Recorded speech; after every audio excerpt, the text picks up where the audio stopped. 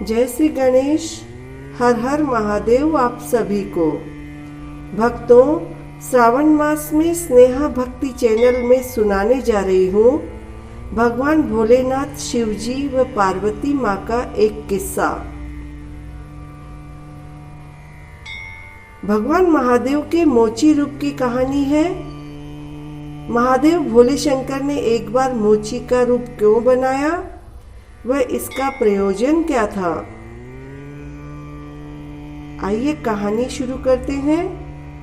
और हाँ भक्तों, कहानी शुरू करने से पहले अगर आप चैनल पर नए हैं तो स्नेहा भक्ति चैनल को सब्सक्राइब जरूर करना व कहानी सुनकर शेयर व लाइक जरूर कर देना। तो आइए सुनते हैं भोले शंकर के मोची रूप की कहानी। तो भक्तों, एक बार भगवान शिवजी में और माता पार्वती में बहस छिड़ गई। माता पार्वती भोले बाबा से कहने लगी कि क्या भगवान आप रोज रोज भांग धतूरे खाते रहते हैं, कभी लड्डू पेड़े मिठाई भी खा लो, ये सब नशे की चीज आप खाते रहते हो। मैं तो इससे परेशान हो गई हूँ और ये आपकी भांग रोज रोज घोटते पीसते मैं तो थक गई हूँ। एक दिन में तो पीसूं, एक दिन हो तो पीसूं, ये तो रोज का काम हो गया है और ये मेरे से अब नहीं होगा। तो शिवजी भगवान बोले, देखो पार्वती जी, भांग तो आपको घोटनी ही पड़ेगी। भांग तो हमें बहुत प्रिय है। भांग के बिना हमारी तो जिंदगी ही अधूरी है। एक बार आपको छोड़ सकता हूँ पर भांग को नहीं छोड़ सकता। इस पर पार्वती जी बोली कि भगवान ऐसा करिए कि मुझे मेरे पीहर भिजा दो, मैं मेरे पीहर जाना चाहती हूँ। तो भगवान बोले कि हाँ पार्वती जी चली जाओ, लेकिन मुझे भी साथ ले चलो, वहाँ पर कोई न कोई मेरी भांग घोट ही देगा। इतने सारे नौकर चाकर तो है तुम्हारे घर में, यहाँ पीछे मेरी सेवा कौन करेगा, यहाँ कौन भांग घोटेगा। पार्वती जी सोचे कि अपने को तो भगवान को यहीं छोड़कर चलना है और महीने 2 महीने आराम से पीहर में रहना है। अब कैसे इनको मस्का लगाया जाए भगवान को, और अकेले ही जाना है अपने को तो पीहर में।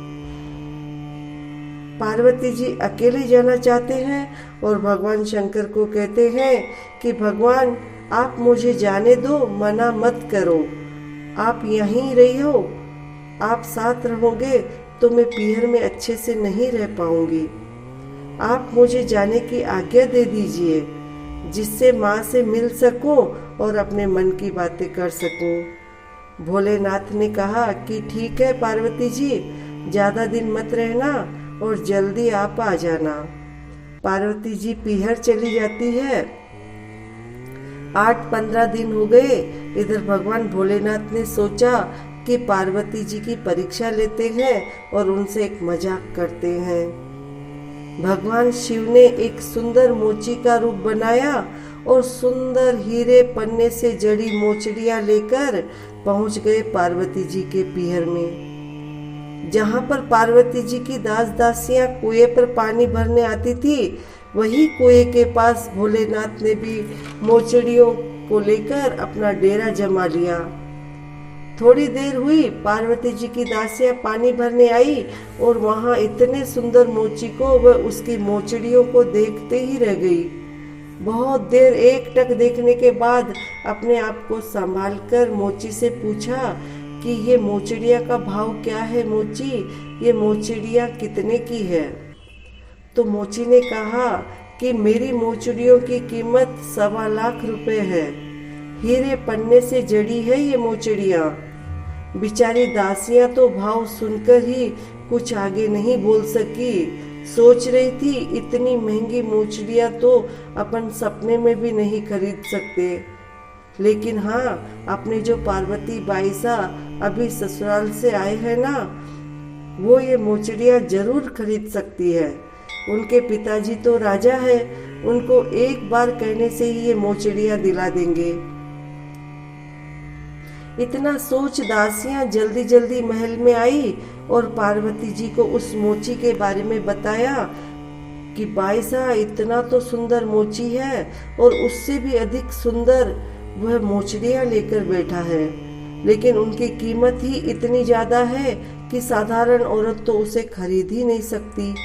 लेकिन भाई साहब आपको राजा ये मोचड़ियां जरूर ले देंगे और वह मोचड़ियां तो आपके ही सोए, और जरूर वह मोचड़ियां ले लीजिए आप। 1.25 लाख कीमत सुनकर पार्वती जी ने सोचा कि इतने पैसे अगर पिताजी से मांगेंगे तो अच्छा नहीं लगेगा, और अभी कैलाश में भगवान के पास होते तो शायद जिद करके ले भी लेते। और कहते हैं ना, औरत जब एक बार किसी चीज के बारे में सोचती है तो वही चीज उसको बार बार दिमाग में आती है। पार्वती जी ने भी बार बार मोचड़ियों के बारे में सोचा और वही वही सोचने लगी। पार्वती जी ने सोचा कि सब दासियां इतनी मोचड़ियों की तारीफ कर रही है तो एक बार मोचड़ियों को देख लेने में तो कोई बुराई नहीं है। एक बार चलकर मोचड़ियों को देख आती हूँ। पार्वती जी जैसे तैसे महल से निकलकर मोचड़ियां देखने आती है तो सच में हीरे पन्ने से जड़ी मोचड़ियों को देखकर मोहित हो जाती है और मन में ठान लेती है कि ऐसी सुंदर मोचड़ियां तो लेना ही है मुझे। मोची से पार्वती जी मोल भाव करती है, कहती है मैं अभी पीहर आई हुई हूँ, अगर कैलाश पर्वत पर भगवान के साथ होती तो ये मोचड़ी जरूर ले लेती। मेरे पास इनको खरीदने के लिए इतने पैसे नहीं हैं अभी। मोची कहता है कि भाई साहब है जितने तो दे दो पैसे, बाद में कैलाश पर्वत पर मिलने आ जाऊंगा तब वहां दे देना। पार्वती जी ने सोचा न जाने ये किस समय कैलाश पर आ जाए, अगर उस समय भोलेनाथ का मूड अच्छा न हो, न जाने क्रोध में हो वो और इसको भी क्रोध में भरकर भगा दे और मुझे भी निकाल दे। नहीं नहीं, मैं ऐसा नहीं करूंगी। ऐसा करके सोचने लगी पार्वती जी। ऐसा मोल भाव करते करते शाम होने लगी। कुएं से भी सभी पनिहारियां भी पानी भरकर घर चली गई, लेकिन पार्वती जी का मन तो मोचड़ियों से हटे ही नहीं। भगवान तो भगवान है। पार्वती जी से कहने लगे कि आपको मोचड़ियां चाहिए कि नहीं, लेना है कि नहीं। पार्वती जी ने कहा कि मोचड़ियां तो लेना है, मोचड़ियां तो मुझे चाहिए, पर मेरे पास इतने रुपए कहाँ है जो मैं मोचड़ियां खरीद सकूं। हाँ, मैं तो अभी महल जा रही हूँ वापस। तो मोची ने कहा कि मेरे पास एक उपाय है। मुझे भी बैठे बैठे सुबह से शाम हो गई, भूख लग रही है जोर से और भोजन में मेरे साथ लाया हूँ, और मेरे पास खिचड़ा एक बाजरे से बना हुआ पकवान है। अगर आप एक ही थाली में मेरे साथ वो खिचड़ा खा लेती है तो मैं आपको ये मोचड़ियां मुफ्त में फ्री में पहना दूंगा। पार्वती जी ने कहा कि ए मोची, तू जात का मोची है और मैं राजा की बेटी, ये तू क्या कह रहा है। तो मोची ने कहा कि ठीक ही कह रहा हूँ, मेरे साथ खाने के बदले इतनी महंगी मोचड़ियां भी तो दे रहा हूँ। पार्वती जी ने सोचा, इधर उधर देखा, कहा कि ये बात किसी को पता नहीं चलनी चाहिए। अगर ये मोचड़ियां पहन लेंगे तो भगवान शिव जी भी प्रसन्न होंगे इतनी सुंदर मोचड़ियां देखकर। तो मोची ने कहा कि यहाँ देखने वाला भी तो कोई नहीं है और मैं तो किसी को बताने से रहा। पार्वती जी मोची के साथ एक ही थाली में खिचड़ा खा रही है। मोची लार पटकता हुआ खा रहा है। पार्वती जी का मन घबरा रहा है तो भी खिचड़ा पार्वती जी खा रही है। खिचड़ा खाकर मोचड़ियां पहनकर पार्वती जी महल में आ गई और भगवान शिव भी कैलाश पर्वत पर चले गए। 2-4 दिन टालकर भगवान पार्वती जी को लेने आ गए और पीहर से विदा कराकर नंदिया पर बैठाकर कैलाश आने लगे। भगवान ने सोचा, एक बार पार्वती जी से इन मोचड़ियों के बारे में पूछ तो लूं। जिक्र तो करूं इन मोचड़ियों का, क्या कहती है पार्वती जी इनके बारे में। तो भगवान भोलेनाथ ने कहा कि पार्वती जी, आपकी मोचड़ियां तो बहुत सुंदर है, कहाँ से लाए। तो पार्वती जी ने कहा, मेरे पिताजी ने 1.25 लाख रुपए खर्च करके मुझे मोचड़ियां पहनाई है भगवान। भगवान तो भगवान है, मन ही मन हंस रहे थे।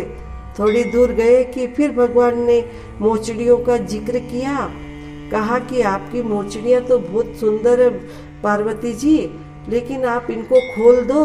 नंदिया के ऊपर बैठे हैं तो आपके पाँव की मोचड़ियों की नंदिया को लगती है, ये मोचड़ियां खोल दो आप। फिर भगवान के ऊपर रोब करके पार्वती जी कहती है कि कैसे खोल दो भगवान, मेरे पिताजी ने 1.25 लाख रुपए खर्च किए हैं और मुझे ये मोचड़ियां दी है, मैं नहीं खोलूंगी इन्हें। फिर थोड़ी देर पैदल चल रहे हैं तो धूल उड़ने के कारण शिवजी ने कहा कि आप नंदिया पर बैठ जाओ, इन मोचड़ियों से धूल उड़ रही है। फिर पार्वती जी ने वही जवाब दिया, मेरे पिताजी ने 1.25 लाख रुपए काटे हैं मोचड़ियों के, तब जाकर मोचड़ियां आई है।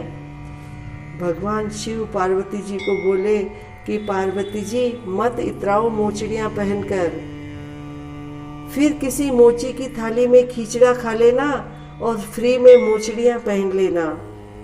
इतना सुनते ही पार्वती जी वहीं शर्म के मारे पानी पानी हो गई और शिवजी से लड़ाई करने लगी। शिवजी भी गोरा को वहीं छोड़कर कैलाश पर्वत पर आकर समाधि में लीन हो गए। पार्वती जी बैठे बैठे रोने लगी। तभी नारद जी आए। नारद जी ने सब बात जानकर पार्वती जी को भी शिव से छल करने का उपाय बताया। तब पार्वती जी ने एक सुंदर भिलनी का रूप बनाकर शिव जी को मोहित किया। भिलनी का असली पार्वती रूप जानकर भोले शंकर भी शर्म के मारे पानी पानी हो गए और कहने लगे, पार्वती, दोनों बराबर हुए, घर की बात बाहर नहीं जानी चाहिए। इतने में नारद जी आते हुए दिखाई दिए तो भगवान शिव कहने लगे, पार्वती जी, नारद जी को तो ये बात बिल्कुल पता नहीं चलनी चाहिए, नहीं तो सब में ये बात फैल जाएगी। पार्वती जी ने कहा कि नारद जी को सब पता है भगवान, उन्होंने ही मुझे आपको छलने का उपाय बताया है। तभी सब हंसने लगे। शिव पार्वती जी दोनों ही खुशी खुशी कैलाश चले गए। भक्तों, कथा का विश्राम यहीं पर है। जय भोले शंकर, जय जय महादेव। ओम नमः शिवाय। भगवान शंकर आपकी सभी मनोकामनाएं पूरी करे, आपके सभी कष्ट दूर करे। ओम नमः शिवाय, ओम नमः शिवाय, ओम नमः शिवाय।